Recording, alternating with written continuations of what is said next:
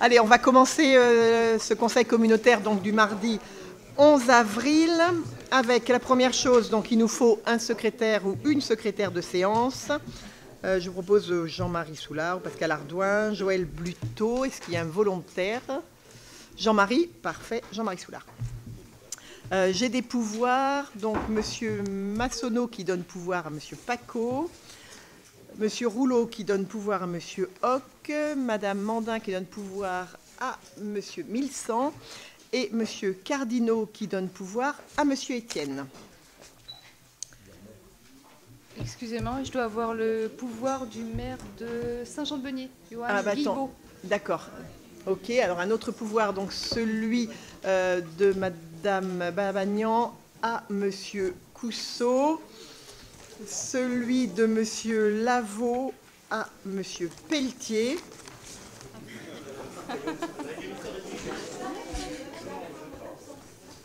C'est ça. Et donc Fabienne Parpaillon qui donne pouvoir à Monsieur Bonin. Il est là, Dominique? Ah oui, pardon, je t'ai pas vu, Dominique, excuse-moi. J'étais. Et puis, Catherine? Oui, tu pour as... Johan. Pour Johan. Pour Johan, d'accord. Ok. Bah, il a dû vous l'envoyer, je pense. On va donner tout ça. Voilà, je vous remercie. Donc le premier point, c'est donc le... Y a-t-il des observations concernant la séance du 30 mars 2017? Non? Très bien, je vous remercie. Donc on va passer à l'ordre du jour. Et donc pour ce faire, je vais passer donc, la parole à Pierre-Guy Perrier, donc pour le vote de l'État 1259 en FPU, en FPU. Allons-y.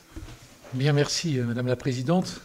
Je vais essayer d'être très synthétique sur cette discussion qui a été largement débattue déjà au niveau du comité des maires, au niveau du bureau.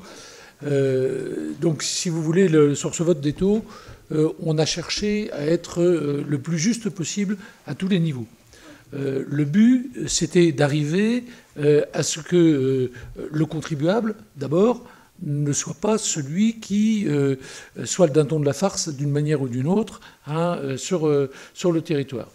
La deuxième chose, c'est qu'il fallait que la communauté de communes ne perde pas sur ses ressources, parce que vous avez pu voir sur le budget primitif que, bien entendu, les ressources, c'est déjà tendu.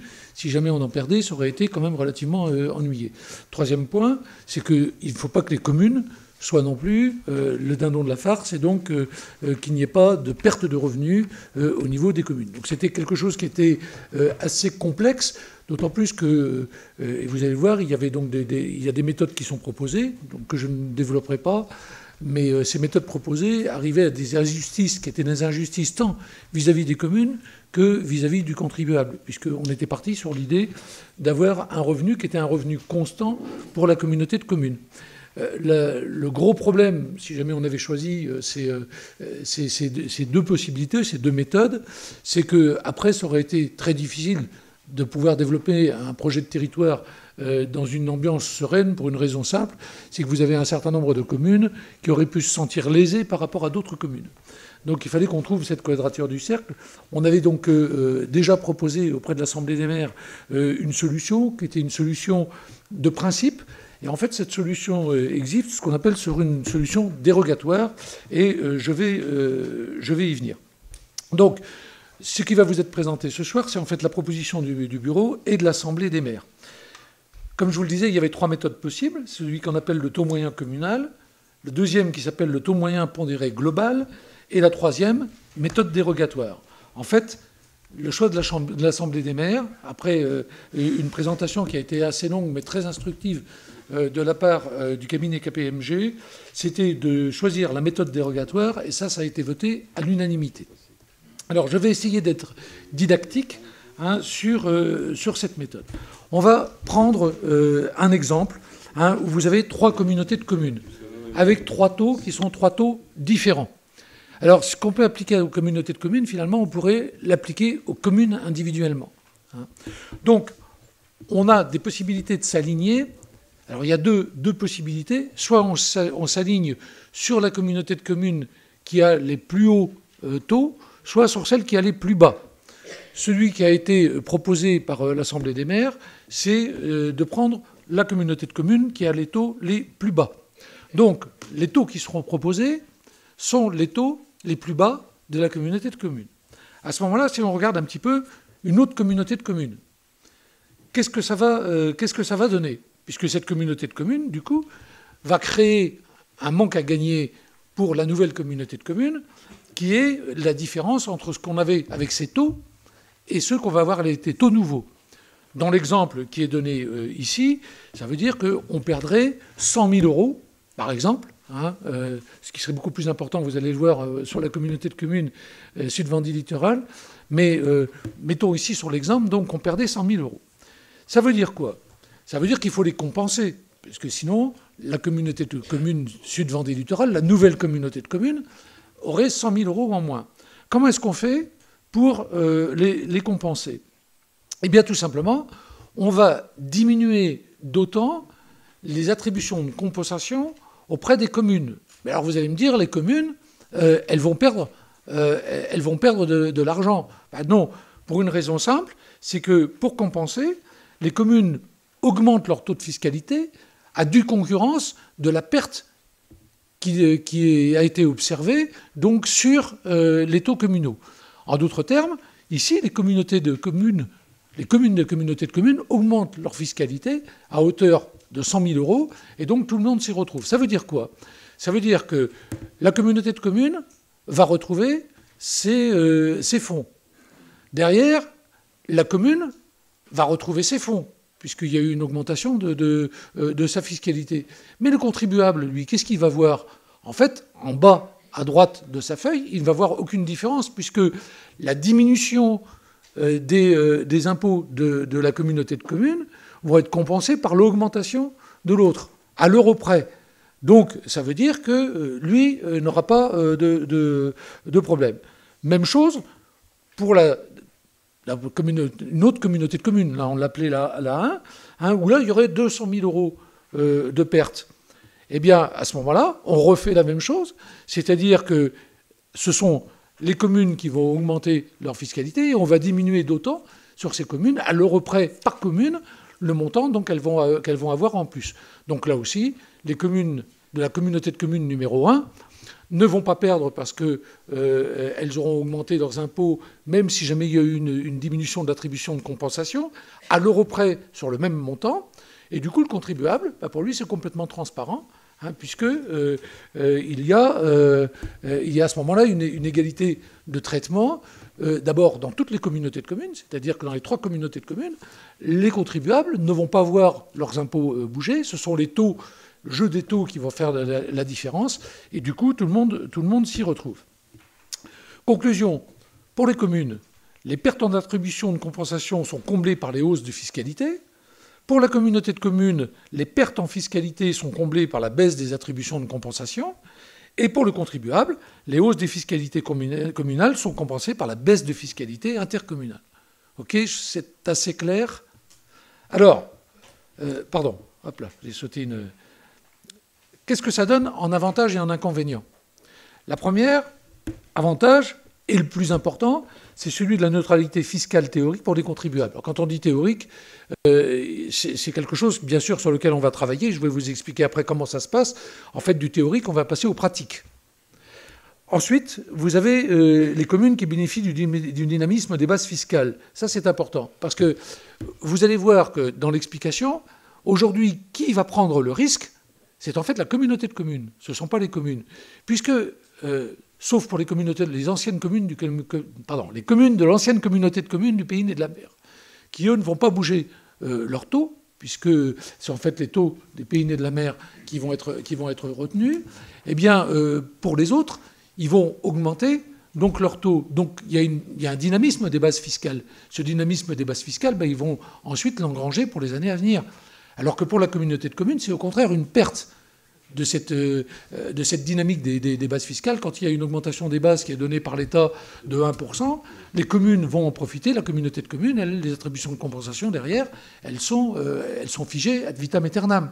Donc il ne va pas y avoir ce dynamisme des bases fiscales donc, qui sont malheureusement constatées, enfin malheureusement du fait vu de la communauté de communes, constatées pour les communes. Il y a ensuite une réduction du potentiel financier et l'augmentation de l'effort fiscal pour les communes, ce qui impactera positivement la dotation de l'État. En effet, il y a un impact sur la DGF. Et cet impact sur la DGF va être positif pour les communes, moins pour la communauté de communes, mais là aussi, le fait de choisir le taux le plus bas, les taux planchers, font que c'est la communauté de communes qui va avoir moins d'avantages, qui prend le risque, donc globalement, et vous allez voir comment, et deuxièmement, qui ne va pas avoir cet avantage sur les DGF. Pourquoi ? Parce que tout simplement, quand vous augmentez vos taux dans vos communes, vous avez derrière un impact sur la DGF qui est positif. Donc il y a un double retour pour les communes qui est relativement intéressant. Les inconvénients maintenant, il faut un accord du 2/3 du conseil communautaire, mais aussi de l'ensemble des conseils municipaux. Parce que imaginez que lorsqu'on va voter la collecte, qu'une commune va augmenter par exemple de 10 000 euros de ses revenus. Si au moment de la collecte, la communauté de communes propose de baisser les attributions de compensation de 10 000 euros. Si jamais la commune ne vote pas, on a un souci. Donc il faut que l'ensemble des communes jouent le jeu. Parce que sinon, c'est la communauté de communes qui va être le dindon de la farce. Et croyez-moi qu'au bout du compte, ça peut peser lourd dans la balance. Et je tiens à le dire, il y a une question de solidarité entre les communes sur cette histoire-là. Parce que imaginez que quelqu'un ne diminue pas son attribution de compensation. Qu'est-ce qui va se passer à ce moment-là ? Il va se passer une chose relativement simple, c'est que la communauté de communes, pour s'en sortir, va être obligée d'augmenter ses taux d'imposition. C'est-à-dire sur l'ensemble des communes de la communauté de communes. Donc c'est vraiment un acte de solidarité que de choisir ce taux dérogatoire. Et il faut que l'ensemble des communes, bien entendu, jouent le jeu. Le PCI perd le bénéfice de la dynamique fiscale, je vous l'ai expliqué. Et la règle de lien entre les taux ne permet pas une neutralisation budgétaire parfaite. Par contre, là aussi, c'est une question sur laquelle on peut se pencher. Alors, vous verrez que les différences ne sont pas des différences énormes. Par le jeu des collectes, on pourra arriver à compenser donc, un certain nombre de choses. Donc ça, c'est aussi un engagement qui est un engagement fort que l'on peut avoir aujourd'hui, mais c'est vrai qu'il est basé sur la confiance entre nous, que les collectes vont prendre en compte la totalité des modifications qu'on peut trouver donc, sur le territoire. Et puis, il y a un calendrier qui est contraint, je vais y revenir tout à l'heure, c'est que les communes et les PCI doivent délibérer de manière concordante sur le montant des attributions de compensation et de voter de manière coordonnée leurs taux. Donc c'est ce dont on va parler ce soir, et c'est là-dessus donc qu'on va voter donc, ce soir. Qu'est-ce que ça donne ? Alors ce tableau, excusez-moi, il n'est peut-être pas très très lisible au niveau de... si, ça va au niveau de l'écran, mais pour ceux qui sont dans le fond, peut-être pas forcément. Donc vous voyez, vous avez les trois taxes. Taxe sur la taxe d'habitation, sur le foncier bâti et sur le foncier non bâti. Vous avez des taux, donc qui sont les taux de la communauté de communes du Pays et de la Mer, qui avaient les taux les plus bas. On est bien d'accord. Et vous avez à côté, donc, les taux qui étaient les taux des autres communautés de communes. Et vous avez, dans ce tableau, vous avez les bases et les montants qui étaient attendus donc, sur les anciennes communautés de communes. Et ce qui est important de regarder, c'est ce chiffre ici, en bas à droite, puisque, si vous voulez, le total des produits qu'on a est ici, le total des produits avec le taux dérogatoire est là. Et la différence entre les deux, c'est 1 610 000. Ce qui veut dire que si jamais les communes ne jouent pas le jeu, eh bien derrière, on a un risque pour la communauté de communes d'une perte de 1 610 000 euros de taxes. Auquel cas, vous voyez bien que notre budget ne pourrait pas fonctionner et qu'à ce moment-là, on serait obligé, à un moment ou à un autre, d'augmenter les taux.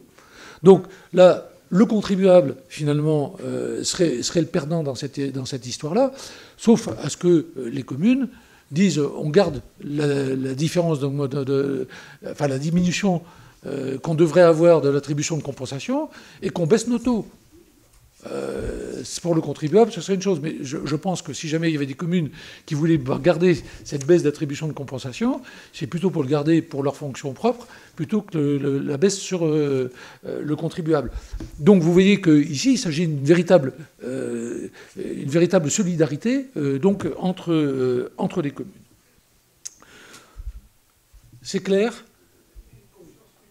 Alors c'est une confiance mutuelle, là c'est un véritable acte. Et je vais vous dire d'un point de vue purement psychologique, une fois, si jamais on vote réellement ça, si jamais on suit réellement ça, on est vraiment dans une... On est une unité. On est vraiment aujourd'hui dans une communauté de communes qui s'est déclarée et qui va volontairement sur une solidarité qui est une solidarité commune vers un projet qui est un projet de territoire.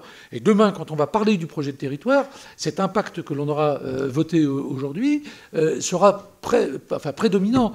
Vous imaginez bien que si jamais il y avait une commune qui ne jouait pas le jeu, ou bien si jamais on n'avait pas été sur ces taux dérogatoires, qu'est-ce qui se serait passé ? À un moment ou à un autre, il y a des communes qui se seraient senties flouées, et du coup, ça aurait été beaucoup plus difficile d'écrire derrière un projet qui est un projet de territoire. Juste pour compléter les propos de Pierre-Guy, c'est bon, pardon. Je crois que l'intervention et l'échange que nous avons eu la semaine dernière avec M. Bardon a été justement très profitable à ça, parce qu'il a rétabli, il nous a expliqué des choses sur lesquelles les uns et les autres n'y étions pas forcément d'accord, surtout pour un souci d'incompréhension. Alors après, ça ne dit pas, je comprends et j'entends toujours ce souci d'équité qui est primordial, mais le rapport du cabinet KPMG nous a expliqué ce qui s'était passé historiquement sur le Pays Né de la Mer, puisque c'était le seul à être en FPU avant nous, puis sur les 3 autres territoires. Et aujourd'hui, en effet, ce qu'on fait, c'est un... Si ça fonctionne, et moi je suis très optimiste et on va y arriver, c'est vraiment un geste très fort qui nous montre à tous qu'on a envie de travailler ensemble. C'est le geste fort de la fiscalité. Enfin, je veux dire, en une année, on va réussir à passer ce cap qui nous ouvre tout de même une vision collective de travail pour le futur. Donc je crois que l'intervention du cabinet KPMG a été très profitable. Et puis en effet, je rejoins ce que vous dites, c'est une confiance mutuelle, mais qui doit s'instaurer. Je veux dire, on va travailler pendant 3 ans ensemble et voire plus après, mais nous, ici, autour de la table, voilà, il faut qu'on commence comme ça. Ça préfigure le pacte fiscal et financier que nous avions prévu d'écrire. C'est la première page. Et puis voilà. Et après, on va continuer à construire notre territoire et notre projet de territoire. Enfin, voilà, moi, Alors, un autre avantage qu'il faut bien avoir en tête, qui n'a pas été cité tout à l'heure, mais ça veut dire qu'on le fait en un coup. C'est-à-dire qu'il n'y a pas de lissage, puisqu'il y a une neutralité au bout du compte. Vous imaginez, si jamais on avait dû traîner des différences pendant 12 ans, en faisant un lissage sur 12 ans, ou qu'on tombe sur des taux qui sont des taux tellement disparates, puisque la méthode numéro 2 n'autorisait pas le lissage, qu'il y a eu quelque chose de tellement brutal vis-à-vis des contribuables de ce territoire, tellement inégal sur les contribuables de ce territoire, qu'on aurait eu quand même de sérieux problèmes. Et là, du coup, puisque l'équilibre, je vais vous expliquer, se fait sur les 3 taux, à quelques exceptions près, mais on a bien expliqué qu'on allait les compenser d'une manière ou d'une autre, eh bien, vous avez, en particulier, je pense, sur le foncier non bâti, des augmentations qui auraient été drastiques sur certains territoires et qui, aujourd'hui, sont gommées du fait du jeu de ces différences de taux donc, qu'on peut appliquer. C'était d'ailleurs, lorsqu'on avait imaginé cette méthode dérogatoire, avant de l'avoir exprimée par KPMG, c'était de se dire, est-ce que l'histoire de la liaison des taux, vous savez qu'on est obligé de lier les taux, est-ce que cette histoire de liaison des taux va permettre cette méthode dérogatoire ? Et en fait, elle le permet. Après étude, elle le permet, et Dieu merci. Donc, comment ça fonctionne ? Je vous ai expliqué ça par ce tableau. Vous avez donc reçu ces documents.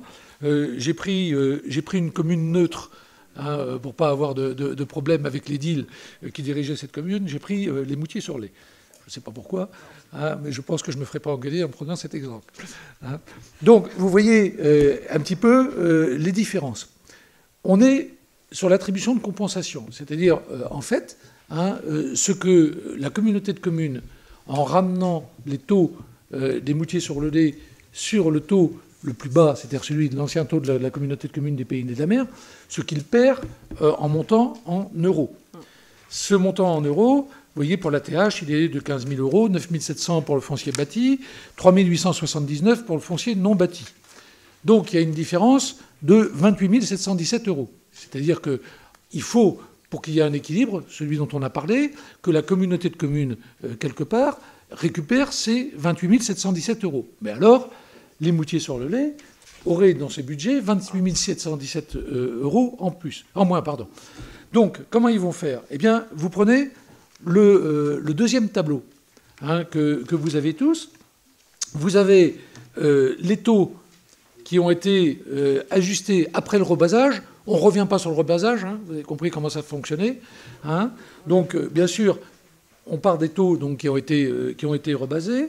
On voit donc les taux rebasés avant la fusion, le taux global que ça donnait. Les taux de la communauté de communes qui étaient rebasés avant la fusion. Donc là, vous avez 11,39 et 12,89. Le total, c'est l'addition des deux. Le taux de TH communal 2016 ajusté par le rebasage, donc vous l'avez, donc avant la fusion, et le taux de la taxe fusionnée, de la communauté de communes fusionnée. Ce qui vous donne un taux global après ajustement dérogatoire que vous avez ici, qui est de 21,40%. On baisse les attributions de compensation. Alors là, il s'agit uniquement de la taxe d'habitation, donc de 15 137 euros. Donc on est à l'euro près. Et du coup, on calcule quel est le taux communal sur lequel on doit aller pour avoir une compensation qui est une compensation exacte. Et donc ce taux communal, vous l'avez à côté, il est de 14,26. Et 14,26 plus 10,07, ça nous donne 24,33, soit une variation du taux global qui est de moins 0,04%.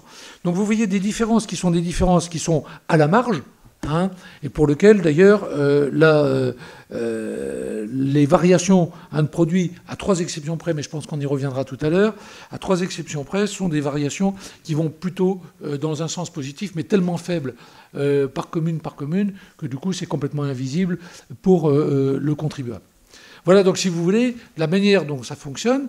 Et lorsque vous avez les taux, finalement, qui sont les taux à voter, eh bien, c'est le taux communal après ajustement qu'il faut que vous preniez, donc taxe par taxe, ici, voilà, sur la taxe d'habitation. C'est clair? Est-ce qu'il y a des questions? Catherine. Oui, vas-y. Oui, bah oui, Catherine, oui. Pour la taxe d'habitation, donc nous sommes 3 communes de la communauté de communes de Saint-Hermine, où nous avons une attente de produits qui est quand même inférieure, notamment la nôtre tirée, où on a moins 1934 Alors, euros. Saint-Jean 1359, et je parle aussi pour Saint-Martin, qui a moins 784. 784, oui. Voilà, alors globalement, ça ne vient pas du tout de ça, ça vient de quelque chose d'autre. C'est-à-dire qu'on aurait choisi, quelle que soit la méthode qu'on aurait choisie, la méthode 1, la méthode 2, la méthode dérogatoire, le problème aurait été le même. Pourquoi? Parce que là, il s'agit tout simplement d'une disparition pour la commune de l'ajustement qui correspondait à l'ancienne politique d'abattement départementale sur la part de taxe d'habitation, qui a été supprimée au moment du rebasage. Donc il y a une différence. Alors très honnêtement, sur l'ensemble de la communauté de communes, ce n'est pas quelque chose qui représente des sommes qui sont des sommes lourdes pour la communauté de communes, mais qui peuvent être lourdes pour les communes. Donc, ce qu'il faut qu'on étudie, mais là encore c'est une question de confiance entre nous, mais là, quelle que soit la méthode, ça n'a rien à voir avec le vote de ce soir, mais là aussi, il faut qu'on regarde donc de près cet impact qu'il peut y avoir, parce qu'il n'y a aucune raison qu'une commune soit perdante parce qu'elle a accepté de travailler avant l'ensemble des autres communes. Bon, ça va représenter 12 000 euros sur la totalité de la communauté de communes, avec le budget qu'on a. C'est une partie très petite. Là aussi, c'est dans les attributions de compensation qu'on en parlera, parce que quand on parlait finalement du pacte fiscal dont on est écrit aujourd'hui la première page, ça en fait partie. Et je pense que là aussi, il faudra un vote communautaire, mais je vois difficilement la communauté de communes, enfin les élus de la communauté de communes, après un acte fort comme celui que j'espère on va prendre ce soir, eh bien qu'on refuse de redonner, c'est combien 1934 euros à une commune qui en a bien besoin. de 600 et quelques habitants, pour lequel ça représente une somme qui est une somme assez considérable. Donc après, c'est une question de solidarité aussi que l'on a entre nous. En tout cas, pour ma part, et je parle au nom de la... Voilà, on a échangé, on n'en a pas parlé avec l'ensemble du bureau, mais je connais l'état d'esprit du bureau. C'est quelque chose qui sera proposé dans les attributions de compensation au moment des discussions que l'on aura à faire. Au regard des bénéfices que l'on peut tirer de cette méthode dérogatoire pour l'ensemble des communes, pour nos concitoyens, hein, quand même en priorité, hein, et pour la communauté de communes, je pense que voilà, ces sujets se traiteront d'une façon amiable, forcément. Enfin, je veux dire, on a quand même un atout à jouer aujourd'hui, ce soir et dans les mois à venir. Ce serait fort dommageable de se bloquer sur un montant comme celui-ci. Hein. Voilà, avez-vous des... je l'entends, Pardon. merci, je l'entends. Avez-vous d'autres remarques ou d'autres questions? Oui. Oui, ce que je verrais, c'est surtout comment expliquer à notre population, parce que notre population va surtout voir la hausse des taux d'impôt qu'on va faire sur nos feuilles d'imposition. Ils ne vont pas regarder de l'autre côté que ça a baissé, ils vont surtout voir l'imposition communale qui va augmenter. Alors, il y a certaines choses... Même si le chiffre d'en bas ne change pas à la fin. Alors, ça va dépendre un petit peu sur quel taux. En effet, je pense que le chiffre d'en bas ne va pas baisser. En effet, il y a des taux sur lesquels il va y avoir un impact. Ils vont regarder des lignes. Moi, je prenais tout à l'heure, puisque Pierre-Guy parlait de la commune de Moutier, par exemple. En taxe d'habitation, j'étais jusqu'à présent à 19 quelque chose. Avec le rebasage, je suis descendu à 11,39. Là, du coup, avec cette méthode dérogatoire, je repasse à 14,26. Alors, en effet, il va y avoir un impact qui est plus fort sur le bâti ou le foncier non bâti. Donc, je veux dire, ça va être difficile. Ça aurait été difficile, de toute façon, de leur expliquer, même sans prendre une méthode dérogatoire. Quelle que soit la méthode qu'on aurait appliquée, je pense que c'est un message difficile à expliquer. L'intérêt, c'est de voir que pour eux, il n'y a pas un impact à payer, hein, financier.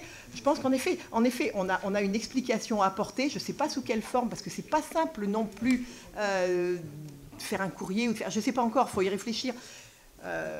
Ça peut être dans les bulletins communaux. Hein, Oui, dans les bulletins. Mais de toute façon, cette explication, on doit l'apporter. Quelle que soit méthode dérogatoire ou autre méthode, il faut qu'on explique à nos concitoyens comment est-ce qu'on a calculé, ce qu'on a voulu faire. Moi, je pense qu'il faut qu'on ait un support commun pour que le message parte partout oui. dans la com. Dans la mesure où c'est une méthode ouais. dérogatoire qui s'applique à l'ensemble du territoire, il faut qu'on ait un discours commun qui s'applique sur chacun des territoires. En fait, il faut quelque chose qui soit un peu percutant hein, dans la communication, hein, en mettant un titre, par exemple, pourquoi vos impôts n'augmentent pas. Hein, donc ça attire tout de suite, et puis après, on explique d'une manière assez didactique. Oui, je voulais juste, pour répondre à ces questions, enfin, d'abord, effectivement, c'est le contrat de confiance, hein, à l'euro près. Et pour la communication, moi, simplement l'expérience, et Serge pourrait dire la même chose, pour celles et ceux qui ont eu des variations de taxes d'enlèvement des ordures ménagères. Alors, pardon, ceux qui sont à la taxe, on a connu ce coup d'accordéon à la tranche, moi j'ai suivi et je l'ai fait également. Quand on explique aux contribuables que la taxe d'enlèvement d'ordures ménagères, par exemple, baisse d'un point avec le foncier bâti augmente d'un point, l'important pour lui, il ne comprend rien. Le citoyen, il ne comprend pas la fiscalité. Ce qu'il comprend, c'est si ça monte ou si ça ne monte pas. Et c'est la logique de la preuve. Il faut lui expliquer effectivement que sa fiscalité ne changera pas grâce à ce dispositif et que ce ne serait pas le cas si on n'employait pas ce dispositif. Si on n'employait pas ce dispositif, ça vous pouvez le dire, notamment le foncier bâti et le foncier non bâti explosaient. Donc c'est vraiment la logique de la preuve. Vous verrez, chers concitoyens, vous verrez, je prends l'engagement, avec la variation le plus et le moins, le contribuable, il retrouve égal 0. Et ça, c'est le plus important. Et où je veux revenir un petit peu aussi, c'est dans le sens où le foncier non bâti, je prends pour Champagny de 44 et quelque chose, on passe à 55. Ce pas des contribuables qui sont sur notre territoire, c'est des contribuables propriétaires fonciers qui sont à l'extérieur. Donc on n'aura pas forcément les moyens de leur expliquer non plus. Oui, non, mais je pense qu'on va avoir forcément sur toutes nos communes des explications importantes à donner et qui ne seront pas forcément simples à entendre. Hein, oui, mais ils vont avoir une baisse des taux communautaires communaux.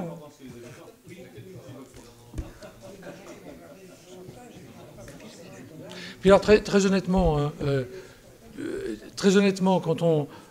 comme je disais, c'est un coût. Hein. C'est un coup, quand on a réexpliqué ce genre de choses-là 12 années d'affilée, c'est beaucoup plus compliqué. Alors, naturellement, il y a une condition pour que la communication fonctionne, c'est que cette année, vous n'ayez pas eu l'intention d'augmenter vos taux communaux, même en dehors de la fusion, parce qu'auquel cas, là...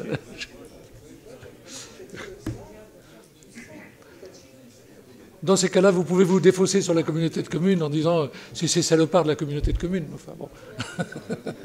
Est-ce que poser toutes les questions, parce que c'est important, hein, la décision qu'on va prendre ce soir, elle est primordiale. Oui, Dominique. Oui, simplement, est-ce qu'on pourra avoir les tableaux, parce qu'on n'a pas des documents, on n'a pas eu connaissance, donc est-ce qu'il sera possible de les avoir, ne serait-ce que pour déjà s'en imprégner?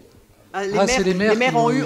Voilà, non, mais tu as raison. Les délégués communautaires ne l'ont pas eu. Tu as raison. On l'a eu après la conférence des maires. Voilà. En fait, on l'a fait circuler auprès de tous les maires. Oui, je me doute bien. Donc tu as raison, Dominique. Ce serait important de l'avoir. Ça serait bien qu'on les ait. Je suis le premier fautif. Je suis désolé. Non, mais j'ai pas réagi. Là, on est toute la table, personne là, quoi. On n'a même pas pu se consulter, puis on voit rien ici, quoi. C'est dommage. Bon, Dominique, je te demande de faire confiance à ton maire. Oui, et là-dessus, j'ai entièrement confiance, mais simplement qu'on soit en possession des documents pour qu'on puisse les consulter. Parce que là, on voit rien. S'il y a des explications à donner, il faut en effet avoir bien intégré le mécanisme, les chiffres, et du coup, en effet, on vous le fera passer. C'est vrai qu'on l'a distribué. Non, mais sur le principe, bien évidemment, on fait totalement confiance à notre maire, et puis on sait très bien que c'est sérieux, je veux dire, il n'y a pas de souci, mais qu'on ait quand même les documents pour avoir un support. Oui, tu as raison. Merci. On va les retransférer tout de suite. Est-ce que vous avez des informations récentes sur le lien entre la taxe d'habitation et le foncier non bâti pour les quelques communes qui posent des problèmes qui étaient en rouge? Non, pas encore. En fait, on n'a pas, c'est pour ces communes-là, pour les 7 communes, c'est celle-ci, pour les 7 communes où le respect des règles de lien entre les taux ne pose problème. En fait, la seule réponse qu'on a eue, enfin qui n'est pas une, je suis navrée, qui n'est pas une vraie réponse, hein, c'est il faut vraiment que vous rapprochiez les 7 communes. Il y a 7 communes qui sont concernées par ce problème de lien. En fait, il faut vraiment se rapprocher des services fiscaux. C'est eux-mêmes qui nous l'ont dit, que ces communes, individuellement, les 7 se rapprochent de nos services. Les services fiscaux, pour avoir consulté la trésorière de Chailly-les-Marais, qui s'est rapproché des services fiscaux de La Roche-sur-Yon, c'est un peu le brouillard, personne n'ose mettre le pied dedans. Il faudrait que vous arriviez, il faut envisager une déliaison pour vous. Le problème, c'est qu'il faut qu'il y ait une déliaison. Alors, nous, c'est la réponse qu'ils ont apportée à Delphine Utero, qui est en charge de ce dossier-là, et qu'elle nous a communiqué cet après-midi en disant, attention, sur les 7 communes, voilà, ce qui lui a été répondu à elle cet après-midi, donc à voir ensemble. Alors, sauf qu'on est au pas de course avant le 22. Quoi, hein. Non, mais on se rapprochera, on va revoir avec Delphine, quitte à ce qu'on voit ensemble, enfin je veux dire qu'on fasse un travail ensemble. Alors là encore, hein, la globalité sur la communauté de communes Sud-Vendée Littoral, la différence de la totalité, c'est une perte pour les communes, sur l'ensemble des communes qui sont concernées, de 12 000 euros. Donc c'est ce que je disais tout à l'heure, hein, 12 000 euros, parce que bon, il y avait le phénomène de tout à l'heure, il y a le phénomène de déliaison. On le compensera par l'attribution de compensation. Hein. Donc si jamais vraiment on ne pouvait pas rentrer dans ce jeu de déliaison, on fera ce qu'il faut. Est-ce qu'il y a d'autres questions, s'il vous plaît? Non, mais moi je suis rassuré. Monsieur Perrier, responsable de l'Argenterie, nous rassure, puisque nous sommes la commune qui perdons le plus sur le foncier non bâti. Oui. 5 000 euros, c'est presque la moitié de la totalité. Hein. Ouais, donc, on sera très vigilant. N'ayez pas peur, Madame la maire de tirer. On sera vigilant. Mais je pense que c'est pas le jeu aujourd'hui. Je pense qu'il faut. Donc, moi, j'étais un peu sceptique, je vous avoue. On va pas sur le moratoire, sur la dérogatoire, je veux dire. Moi, je pense que bon. Après réflexion, j'ai réussi à convaincre, je pense, la totalité du conseil municipal. On vote demain. Nous avons calculé des taux que nous avons envoyés à Madame la perceptrice de Chailly-les-Marais, qui nous a répondu qu'on était bon. Donc demain, voilà. Par contre, juste une information concernant le maire, Monsieur Landais Bernard. Tout à l'heure, je t'ai entendu parler de tes taux concernant le foncier non bâti. Je crois qu'il faut faire une chose. Il faut additionner la taxe de la commune, la taxe de l'intercommunalité, et on va trouver que pour Champagny-les-Marais, c'est 55 qui payaient.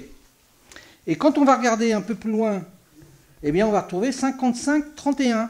Il paiera un petit peu moins. Eh oui. Oui, c'est pas les mêmes contribuables. Voilà. Tu vois ? Non, mais c'est clair. Non, je te dis ça parce que c'est pas pour te vexer, hein, mais parce que je me suis fait avoir aussi. C'est pour ça. Non, mais il y a une règle hein, qu'il faut quand même avoir en tête. Hein. Si jamais ce soir on vote dans la confiance et qu'on arrive à ce bel élan de solidarité entre nous, on ne va pas foutre par terre une histoire pour 12 000 € globalement sur la communauté de communes. Enfin, il y a un moment où il y a la raison qui parle. Mais puisque tu dis que je suis responsable de l'argenterie, je ferai attention aux petites cuillères. C'est pas aux petites cuillères, c'est aux gobelets que je ferai attention, parce que c'est dans les gobelets qu'on met la monnaie. Donc, non, mais je pense qu'il n'y a pas de... Il faut qu'on ait confiance entre nous. Hein. Il faut qu'on ait confiance. Non, mais... Et pourtant, j'étais sceptique. Pardon, excuse-moi. Oui, Dominique. Oui. Les taux qu'on doit faire figurer dans nos réunions de conseil, donc dans le budget que pour nous ce sera après-demain, est-ce que c'est bien les taux qui figurent qui est encadré en rouge? Il faut que vous preniez les taux qui sont en effet dans la colonne, que ce soit sur l'ATH, la foncier bâti, foncier non bâti, ce qui est bien, qui sont dans le rouge. Voilà. Alors après, il se peut très bien quand vous les votiez, quand vous allez remplir votre petite feuille là, faut pas vous... Vous serez sans doute, votre secrétaire sera sans doute dans l'impossibilité de remplir le 7, le 8 et le 9, qui sont les coefficients de variation, etc. Donc moi j'ai interrogé les services fiscaux, parce que du coup on ne tombe pas sur nos pattes. Et eux nous disent, et voilà, non mais je les ai interrogés aujourd'hui parce que c'était un peu... et du coup ils nous disent, ne les remplissez pas. On sait ce que votre territoire est en train d'essayer de faire, donc ne vous embêtez pas, n'essayez pas de remplir 7, 8, 9, parce que de toute façon vous ne retrouverez pas, sur les taux de référence 2017, vous ne retrouverez pas les bons taux. D'accord, merci. Ok, d'autres questions? C'est clair? Alors, si c'est clair, je vais...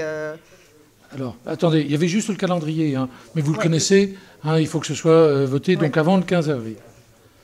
Voilà. Hein, donc sur ce soir, nous, on vous propose donc de voter les taux et en effet, vos communes les communes du territoire des îles du Marais Poitevin, Saint-Hermide et de Mareuil, le Pays Né de la Mer, gardent ces mêmes taux, donc vous devez les voter aussi avant le 15, mais pour beaucoup, c'est sans doute déjà fait. Donc nous, notre délibération ce soir, c'est de proposer donc les taux communautaires. Donc ces taux communautaires sont ceux qui étaient appliqués par la communauté de communes du Pays Né de la Mer. C'est la raison pour laquelle les communes de la communauté de communes du Pays Né de la Mer derrière n'auront pas à changer leur taux, hein, au moins pour cette raison-là. Donc s'il n'y a plus de questions, je vais le mettre aux voix. Y a-t-il des contre, des abstentions? Donc à l'unanimité, merci beaucoup. C'est vraiment un bel acte de solidarité. Oui, merci beaucoup. Je pense que voilà, c'est un gros geste de construction. Et ouais, ça se... C'est un acte unanime qui nous laisse augurer un bon développement de notre territoire. On va passer donc à la délibération numéro 2. C'est toujours la deuxième délibération, vous en avez entendu parler, c'est donc les taxes d'élimination des ordures ménagères. Alors, le petit problème qu'on va rencontrer, c'est que sur notre territoire, nous avons deux types de taxes ou de redevances. C'est ou la taxe ou la redevance. Ouais. Le problème, c'est que si jamais on touche une taxe, ça veut dire qu'on applique sur l'ensemble du territoire la taxe. C'est-à-dire que tous ceux qui sont aujourd'hui à la redevance passeraient de facto à la taxe. Donc, ce qui va vous être proposé, c'est tout simplement de ne toucher à rien, hein, puisque ça fera partie, bien sûr, des discussions que nous aurons à avoir sur l'évolution des choses, mais de manière à ne pas figer et à permettre la discussion. Eh bien, ce qui vous est proposé, c'est de ne pas bouger, hein, ce qui existait jusque-là. Alors, vous voyez... alors la communauté de communes du Pays Né de la Mer est habituée, et puis alors Saint-Hermine avait une taxe unique, hein, qui était à 18,70%, hein, donc sur les taux, et la communauté de communes du Pays Né de la Mer, lui, avait 6 zones. Hein, ces 6 zones sont détaillées donc sur votre délibération. Hein, pour information, mais là encore, on ne touche pas les taux, ce qui fera donc un produit attendu pour cette année de 3 816 771 €, bien sûr affecté exclusivement donc par ces taxes d'élimination d'ordures ménagères. Voilà, avez-vous des questions ? Alors ça permet aussi, hein, c'est important de ne pas bouger nos taux, ça permet aussi à la commission déchets, de pouvoir travailler sur, en effet, une harmonisation dans les 5 années à venir. Hein. Mais du coup, on n'engage pas notre collectivité déjà sur un mode ou de taxe ou de redevance. Hein. Voilà, ça nous laisse du temps pour aller vers la méthode la plus pertinente pour l'ensemble du territoire. Voilà. Eh bien, écoutez, là encore, s'il n'y a pas de questions, une remarque. Donc, y a-t-il des contre, des abstentions? Donc, à l'unanimité. Ben, merci encore pour cette belle unanimité ce soir. Bon, écoutez, je vous remercie beaucoup. Je clôt donc le conseil communautaire. Ça s'arrose. Voilà. Et ça s'arrose. Voilà. Je vous remercie beaucoup.